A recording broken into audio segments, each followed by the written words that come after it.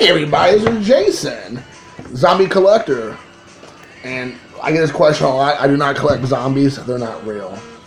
I'm doing my personal collection my personal registry. Sorry, my personal registry from the top magazine in the biz, Beckett Baseball. Their top 80 cards of the 1980s. Actually, it's 100 if you go online, which I have printed off, or I haven't. My homie Jonathan printed off and sent to me the other 20 cards. But the magazine, for all practical purposes, we're going to use the top 80 cards from the 1980s, even if it's 100. So I got a card today that I actually found one more that was from Mark from Kentucky. He hooked me up so much, I ended up shuffling it around and I found this one here. So now I have, this is the last one that Mark gave me. Then I go into what Gary gave me, then I can go into eventually my stuff, which is great. And this is a great problem to have. I love it. So let's talk about this. The last card in the series from Mark was from 1987 Topps. Let's talk about a few cards that were of importance in 1987. We have a Bo Jackson rookie card. We have a Rafael Palmeiro rookie card, which I've already shown off. We have Barry Larkin, one of my personal PC guys, rookie card. So that means we only got one left. That was a 1987 card. That was a rookie card. Now remember, this set is not just rookie cards. This series, this top 80 cards from the 1980s, is not just rookie cards. Now there's a lot. I don't know what the percentage is, but I would say it's probably 85% rookie card based, or close to it. So not every one is rookie cards, but I think the one I've shown so far was a Greg Nettles card, was not. Everything else I believe I've shown is a rookie card. So with that being said, the card that I am showing is the Barry Bonds card, number 320. Look at old skinny Barry. I think it's Barry Lamar Bonds. Now, look at that. Nice card. Another perfect card here. Nicely centered from Mark. Thank you. The corners are brilliant. The back of the card, which I'm sure a lot of you all, this is one of those this flagship sets from back when we were kids. Everybody who grew up in the 70s and 80s remembers the Topps 87. With most of us, even though it's a very ugly card, we remember this with a very warm feeling down in our hearts for this card, this set.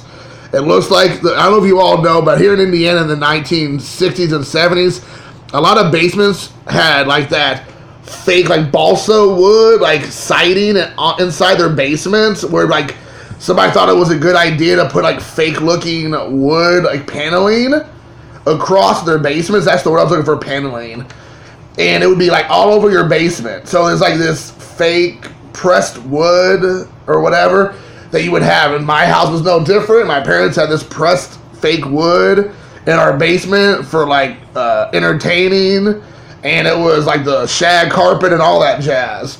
So I remember that very well. And those cards always kind of reminded me of our basement, because it had this wood feel to it. We're out in some Idaho survival camp or something. I don't know. But anyways, so let's talk about the card. It is number 73. Number 73. Let me bring this down a bit. Whenever they're on the edge like that, it's kind of hard. It's number 73 of the set, out of 80, aka 100. There's a bigger picture right there, Mr. Bonds. But there is the card. Let's read about what Mike Payne has to say. Again, he stole my name. Number 73, 1987 Topps Barry Bonds, number 320, rookie card. And I will say, this is one of those ones that are very affordable from his rookie card days. Most of all his other cards are going to be quite a bit more than this, raw or graded. But I believe this card is, and even back then, but even today, is very affordable for you all who might be wanting to do this set. So just FYI, this is not one you need a hold. I might probably tell people who think they don't know, but you're not breaking the bank to bust this card. Even if you get it graded, it's not going to be very expensive compared to his other ones.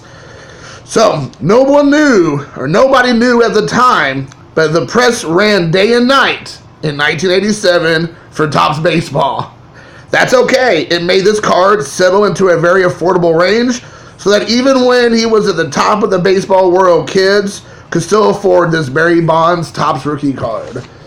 It's kind of funny they say that because we all know that that's the reason why these are very affordable, because there was like a bajillion of them. I'm sure if you put them together next to each other side by side, it would travel around the world like 150 times because there's just so many of them. You all know my feelings about Barry Bonds, so I'm probably not going to get into it too much right now. But he was one of my big PCs when I was a kid. I had page upon page upon page upon page of Barry Bonds cards.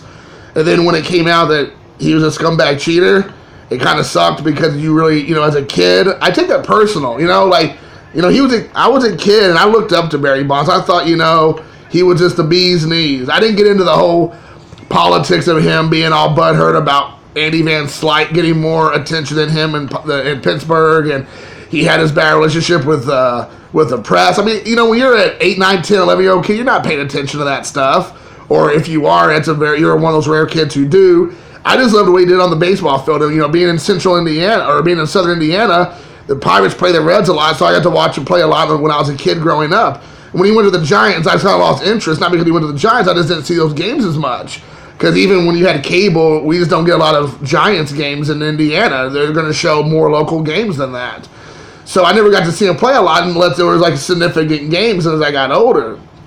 And then towards the end of his career, we all know what happened was he didn't feel like he got the accolades he felt like he deserved, that Sammy Sosa and McGuire and Palmeiro and some of these other guys were getting. And so he took it upon himself to be like, well, you know what? If they're going to get those accolades for cheating, I guess that's what I need to do. And, it sucks because, I feel the same about all those guys. It's not a Barry Bonds thing. It's a personal decision that these guys have made, issue that I have. It's a moral and choice they've made to do this. And that's the reason why I don't like him. It's not because it's Barry Bonds. It's because of his poor choices. But I'd say the same thing about Clemens and McGuire and all those guys. It's all the same. It sucks. But I think the ones that bother me the most are the ones that are not apologetic for it, I guess. They're the ones who just feel like, well, it's too bad. Like, that's what I did. If you want an apology from me, you're not going to get it. Those, I guess, are the guys that I have, a harder problem with, a bigger problem with. Like, I know Gary, I believe, said this on his videos recently, being Scott, where, A-Rod, who got caught cheating, served like a year and a half or whatever, a suspension, and came back and finished out his career. I didn't like A-Rod. I never really was a huge fan of A-Rod, but I did collect him a little bit, and I did appreciate what he could do on the field. But he's grown on me more the years past because he has, at least in front of the camera, accepted and apologized and said that, he made mistakes and that he's not proud of what he did and that, he had his excuses.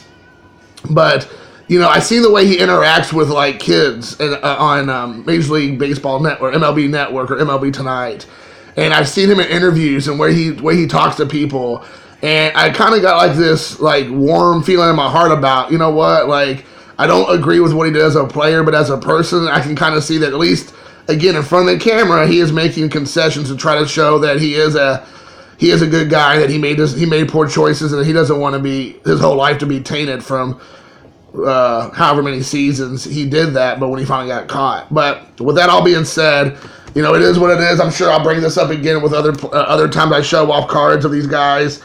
But this is my Barry Bonds card, 1987. Hope you all enjoy it. I think it was number 73, right? Yep. So, peace, love, and hair grease. I was going to say recycle, but you say hair grease, whatever. It's all the same. Hair grease, recycling, recycle hair grease. So there's an option too. Maybe it's a new form of eco-friendly fuel.